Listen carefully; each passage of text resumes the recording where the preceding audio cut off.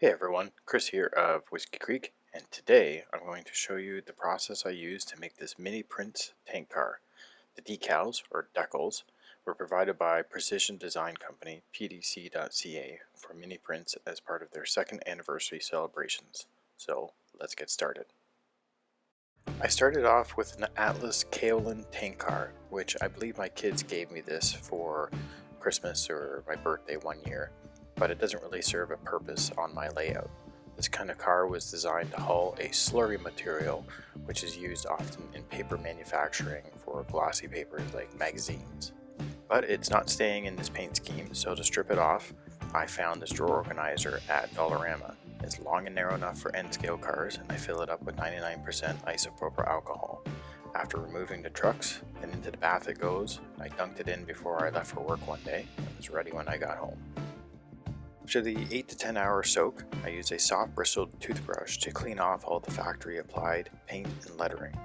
Remember, never say no to the dentist when they offer you a free toothbrush after a cleaning. One thing to note is to be careful, because I found that some of the bars and grab irons were a little soft after the bath.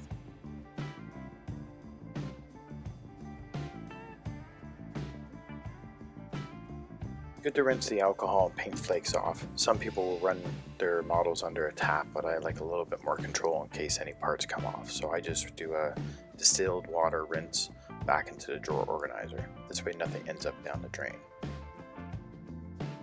Next stop is into the paint booth, where I use the Tamiya primer to give myself a base coat. After 24 to 48 hours of dry time, then I painted the shell using Tamiya's orange paint, and then followed that with another 48 hours of dry time, and I came back with the airbrush and used Tamiya's gloss coat.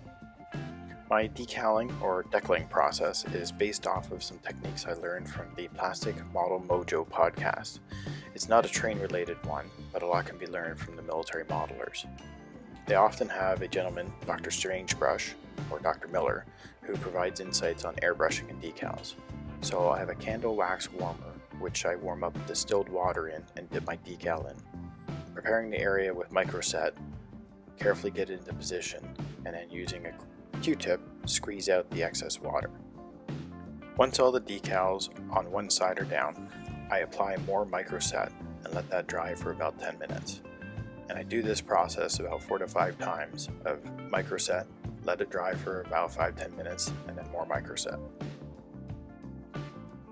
This allows the microset to work away the carrier film and sit the decal down on the car, giving that painted on look. After letting it completely dry overnight, I came back with microsol, applying some to each decal, letting that dry for about 10 minutes, and coming back with more microsol and repeating this process for another 3 to 4 times.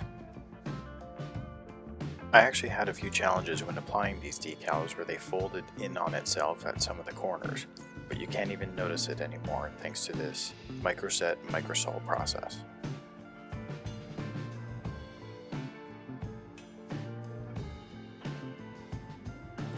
While I really like the look of the gloss finish on this car, seldom you see rolling stock coming out of the factory with this much of a shine to it, so I had to give it a coat of dull coat to be able to bring it down just a tad.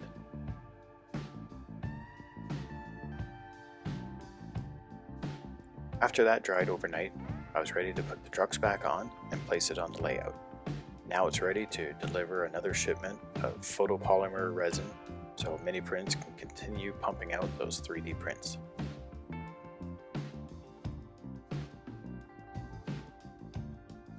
If you like tank cars, I recently reviewed Rapido's N-scale GP20 tank cars, which I will place a link to. Don't forget to like and subscribe. Thanks for watching.